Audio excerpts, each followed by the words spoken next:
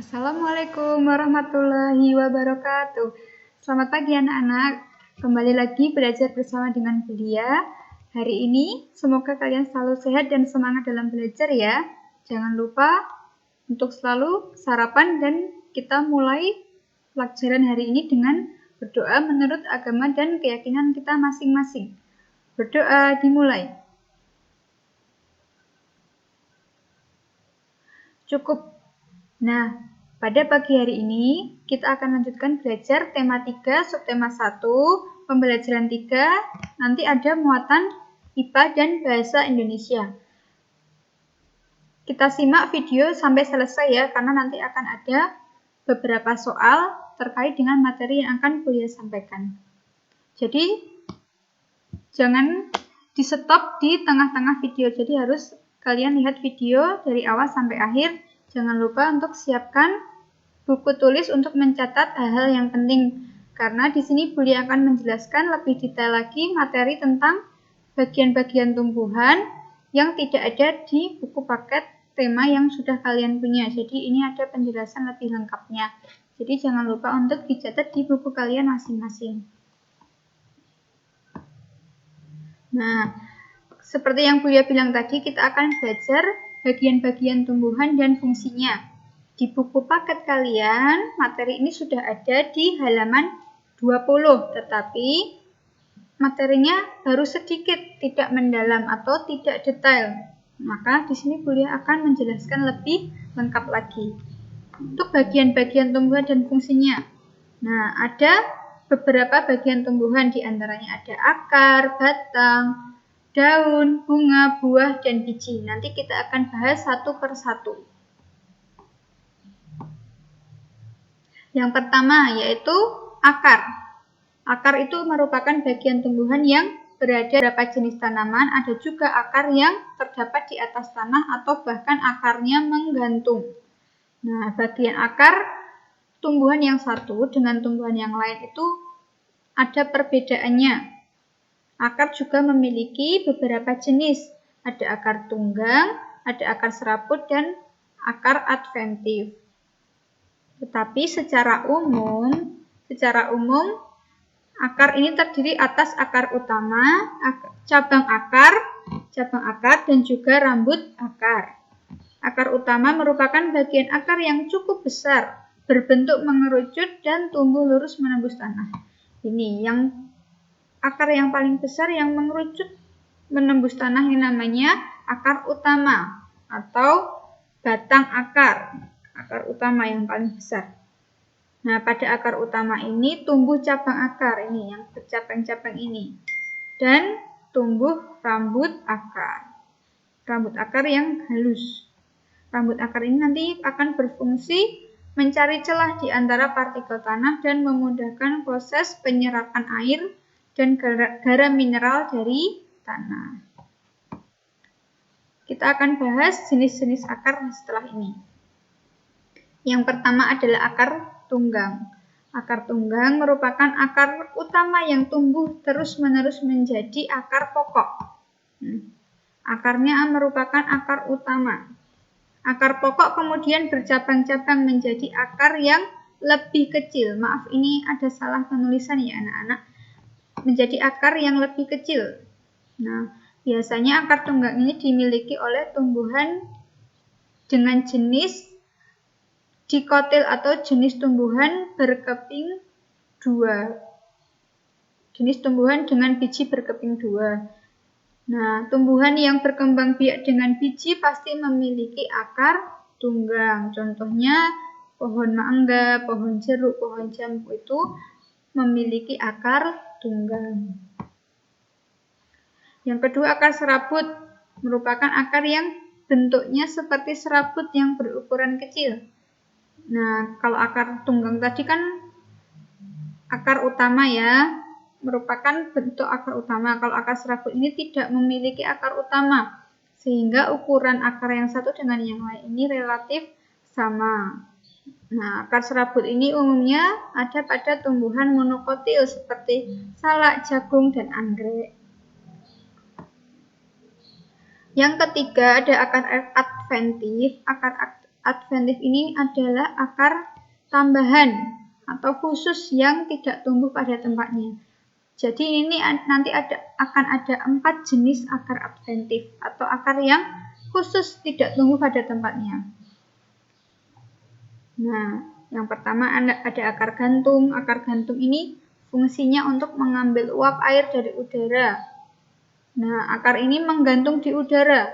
Jadi akarnya tidak ada di dalam tanah atau di atas tanah, tapi menggantung di udara dan tumbuh ke arah tanah. Contohnya ada pada pohon beringin. Yang kedua, akar napas. Akar napas ini muncul dari permukaan tanah atau lumpur. Ini harusnya lumpur ya, yang berfungsi untuk bernafas dan mengeluarkan zat tertentu. Contohnya ini pada jenis pohon bakau jenis api-api.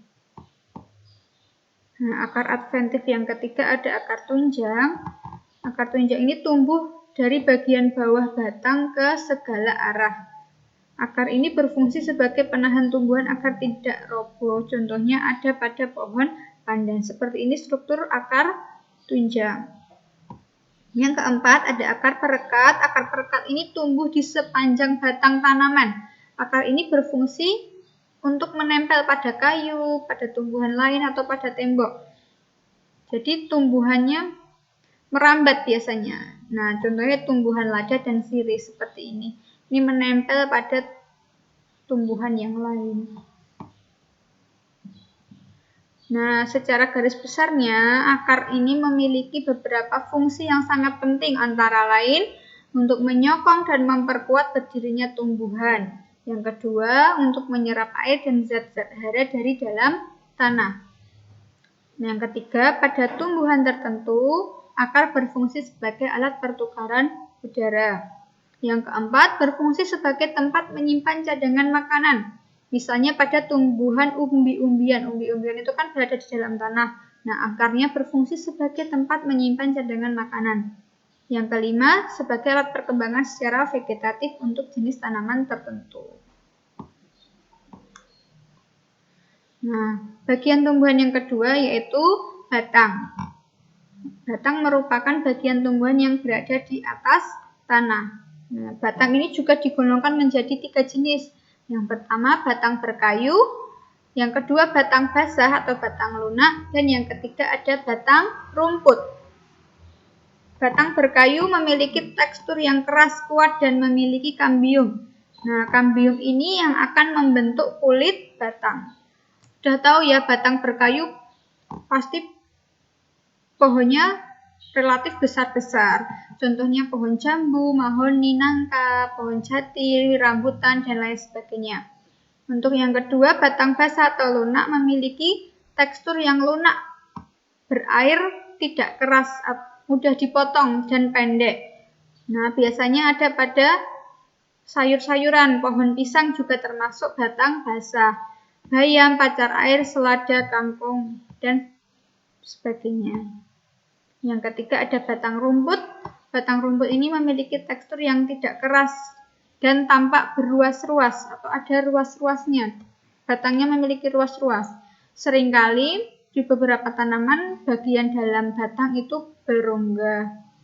Contoh tanaman yang memiliki batang rumput ada padi, jagung, dan jenis rumput-rumputan lain. Nah, fungsi batang secara umum ada 2. Yang pertama sebagai tempat munculnya daun, bunga, dan buah. Yang kedua, berfungsi mengedarkan mineral dan air yang sudah diserap oleh akar, serta zat makanan hasil fotosintesis ke seluruh bagian tubuh tumbuhan. Nah, yang ketiga ada daun. Daun ini fungsi utamanya sebagai tempat untuk fotosintesis. Daun dibedakan menjadi 2 jenis. Yang pertama berdasarkan bentuk tulang daunnya. Berdasarkan bentuk tulang daun nanti ada 4. Yang pertama daun menyirip, daun menjari, melengkung, dan daun sejajar. Yang kedua berdasarkan jumlah helai daun pada setiap tangkainya. Daun ini memiliki bagian-bagian yang terdiri atas tangkai daun, pelepah, tulang daun, dan helai daun. Ini adalah jenis-jenis daun berdasarkan bentuk tulang daunnya.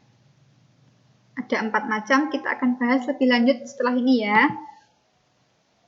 Nah, yang pertama ada tulang daun yang menyirip, ini contohnya. Tulang daun menyirip ini bentuknya menyerupai sirip ikan. Nah, susunan tulang daunnya susun rapi, mulai dari tangkai hingga helai daunnya tersusun dengan rapi. Contohnya ada pada daun nangka, daun mangga, daun jambu. Yang kedua ada tulang daun yang menjari. Ini contohnya tulang daun menjari merupakan bentuk tulang daun dengan satu tulang daun yang cukup besar dan berbentuk seperti jari-jari tangan. Ini bentuknya seperti jari-jari tangan, melebar seperti ini. Contoh tumbuhannya yang memiliki daun menjari ada daun singkong dan daun pepaya. Yang ketiga, tulang daun yang melengkung. Bentuknya seperti garis-garis melengkung, tetapi di ujungnya ini nanti akan menyatu. Ujung-ujung tulang daun terlihat menyatu. Contohnya ada pada daun eceng gondok dan daun sirih. Yang terakhir ada tulang daun sejajar, di mana bentuknya seperti garis-garis yang sejajar. Nah, nanti tiap ujung tulang daunnya akan menyatu, akan terlihat menyatu. Contohnya ada pada daun jagung dan daun padi. Nah, yang kedua, jenis daun berdasarkan jumlah helainya ada 2. Yang pertama, daun tunggal. Daun tunggal ini merupakan daun yang jumlahnya hanya 1 helai pada setiap tangkainya. Ini, setiap tangkai hanya ada 1 helai daun. Contohnya ada di daun jambu, daun mangga, dan daun rambutan. Yang kedua, daun majemuk merupakan daun yang terdiri dari beberapa helai dalam setiap tangkai. Nah, ini ada beberapa helai setiap tangkainya. Contohnya daun putri malu, petai cina, dan daun kelapa. Nah, bagian bunga yang akan kita bahas selanjutnya yaitu bagian tanaman yang akan kita bahas selanjutnya yaitu bunga. Bunga ini tersusun dari beberapa bagian. Nah, kita simak ya. Yang pertama ada tangkai bunga, dasar bunga, kelopak bunga, mahkota, benang sari, dan putik. Nah, ini penjelasan lebih lanjutnya. Yang pertama ada tangkai bunga. Tangkai bunga merupakan bagian bunga yang berfungsi menghubungkan antara bunga dengan batang. Selanjutnya dasar bunga. Dasar bunga yang ini merupakan ujung tangkai bunga yang melebar. Fungsinya sebagai tempat kedudukan bunga. Yang ketiga ada kelopak bunga. Merupakan perhiasan bunga yang fungsinya melindungi bunga saat masih kuncup. Lalu mahkota bunga. Mahkota bunga merupakan perhiasan bunga yang berwarna-warni atau memiliki warna yang indah. Mahkota bunga berfungsi untuk menarik perhatian serangga. Selanjutnya benang sari merupakan alat perkembangbiakan jantan pada bunga. Nah, nanti benang sari ini akan menghasilkan serbuk sari. Yang terakhir ada putik. Putik yang ini merupakan alat perkembangbiakan betina pada bunga. Nah, bunga ini juga dibedakan menjadi 2 jenis. Yang pertama berdasarkan kelengkapan bagian-bagiannya, ada bunga lengkap dan bunga tidak lengkap. Bunga lengkap ini yang memiliki alat perkembangbiakan dan perhiasan bunga. Alat perkembangbiakan ada 2 yaitu putik dan benang sari, serta perhiasan bunga yaitu mahkota dan kelopak bunga. Contohnya di bunga sepatu, bunga mawar, bunga anggrek. Yang kedua ada bunga tidak lengkap. Bunga tidak lengkap merupakan bunga yang tidak memiliki salah satu dari bagian bunga, sehingga disebut juga bunga yang tidak sempurna. Contohnya bunga kamboja dan bunga kelapa. Jenis yang kedua, bunga berdasarkan alat perkembangbiakannya. Ada bunga sempurna dan bunga tidak sempurna. Bunga sempurna ini bunga yang memiliki alat perkembangbiakan 2, yaitu alat perkembangbiakan jantan dan alat perkembangbiakan betina, benang sari dan putik secara bersama-sama dalam satu organ. Contohnya bunga sepatu, bunga kopi, bunga jambu. Yang kedua, bunga tidak sempurna, yaitu bunga yang hanya memiliki satu alat perkembangbiakan saja dalam satu tumbuhan. Nah, jika bunga itu hanya memiliki alat perkembangbiakan jantan, disebut bunga jantan. Jika hanya memiliki alat perkembangbiakan betina, maka disebut bunga betina. Selanjutnya adalah buah. Buah merupakan bagian tumbuhan yang berfungsi untuk melindungi biji. Nah, beberapa tanaman yang menghasilkan buah dapat kita manfaatkan, dapat kita makan. Buah juga berfungsi sebagai cadangan makanan untuk biji berkecambah. Nah, ini ada bagian-bagian bunga terdiri dari kulit, bunga, daging, buah, dan biji. Nah, bagian yang biasa kita makan, kita konsumsi adalah daging buahnya. Buahnya juga berfungsi melindungi biji serta menjadi cadangan makanan buat biji berkecambah. Selanjutnya, bagian tumbuhan yang terakhir adalah biji. Biji merupakan hasil pembuahan yang terjadi akibat penyerbukan antara serbuk sari dan sel telur pada putik. Jika biji ditanam, maka akan menghasilkan tanaman yang baru. Nah, biji ini memiliki keping biji, ada yang berkeping 1, ada yang berkeping 2. Yang berkeping 1 disebut monokotil, yang berkeping 2 disebut dikotil. Ini contoh biji berkeping 1, di sebelah kanan adalah contoh biji berkeping 2.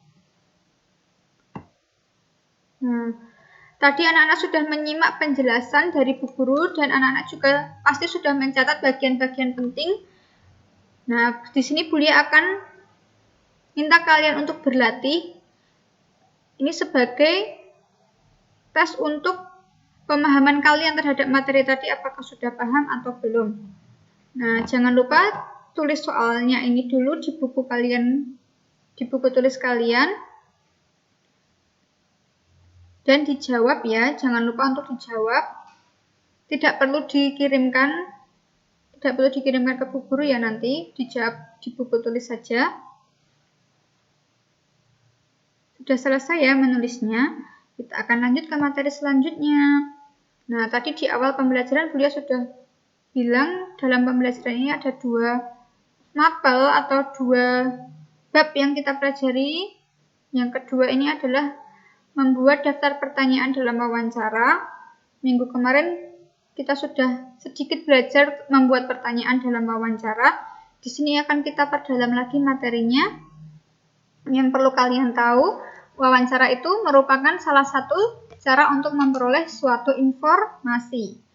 Nah, jika kita ingin memperoleh suatu informasi, salah satunya dengan melakukan wawancara. Nah, dalam wawancara ini perlu juga diperhatikan hal-hal yang penting. Salah satunya adalah memilih narasumber. Dalam wawancara kita harus memilih narasumber yang menguasai sebuah topik wawancara atau topik yang akan kita tanyakan. Nah, sebelum wawancara juga pewawancara harus membuat daftar pertanyaan terlebih dahulu. Minggu kemarin sudah Bu Lia jelaskan cara untuk membuat pertanyaan dengan rumus 5W1H. Sama ya dengan yang di sini. Ada apa, siapa, di mana, kapan, mengapa, dan bagaimana. Nah, ini dibutuhkan untuk memperoleh informasi lebih lanjut tentang topik yang akan kita tanyakan atau topik yang akan kita peroleh informasinya. Nah, dari 2 materi tadi, coba kita gabungkan menjadi 1. Tadi kita dari awal sudah membahas tentang bagian-bagian tumbuhan. Nah, Bu Lia ingin kalian tidak hanya mengerti, tetapi juga kalian mempraktekannya di rumah dengan menanam tumbuhan yang sudah punya harus dirawat dengan baik-baik. Nah, yang belum pernah merawat tumbuhan, cobalah untuk menanam beberapa jenis tumbuhan di rumahmu ya. Nah, di sini kita akan berlatih memilih salah satu jenis tanaman yang akan kamu tanam di rumah. Yang kedua, buatlah pertanyaan mengenai tanaman tersebut dengan ketentuan 5W1H. Contohnya ini Bu Lia akan menanam pohon tomat di rumah. Maka Bu Lia membuat beberapa pertanyaan terkait dengan budidaya tomat dengan rumus 5W1H. Itu hanya contoh. Nah, nanti kalian lakukanlah wawancara dengan orang tua, dengan saudara, atau dengan kakak yang menguasai bidang tanaman atau bisa juga pertanian. Jadi kalian bisa tanyakan ke tetangga atau saudara kalian yang berprofesi sebagai petani. Nah, ini ditulis di bukumu ya, ini sebagai tugas. Nah, ini tadi digunakan sebagai tugas proyek ya anak-anak. Jadi kalian kumpulkan di akhir minggu ini atau di hari Sabtu nanti. Nah, ini kalian tulis di kertas lembar folio atau HVS, jadi tidak ditulis di buku tulis, tapi kalian tulis di satu lembar kertas folio atau HVS. Jangan lupa tuliskan identitas nama dan tulis hasil wawancara secara runtut sesuai format yang pernah Bulia berikan. Ada nama pewawancara, ada nama narasumber, ada tempat wawancara, dan hasil wawancara kalian tuliskan dengan runtut ya anak-anak. Terima kasih sekalian sudah belajar dan mengikuti materi ini sampai selesai. Semoga anak-anak menjadi paham dan mengerti tentang materi yang Bulia sampaikan. Semoga bisa diterapkan dalam kehidupan sehari-hari. Selalu semangat dan jangan pantang menyerah ya. Terima kasih. Maaf jika Bulia masih banyak salah kata. Bulia akhiri. Wassalamualaikum warahmatullahi wabarakatuh.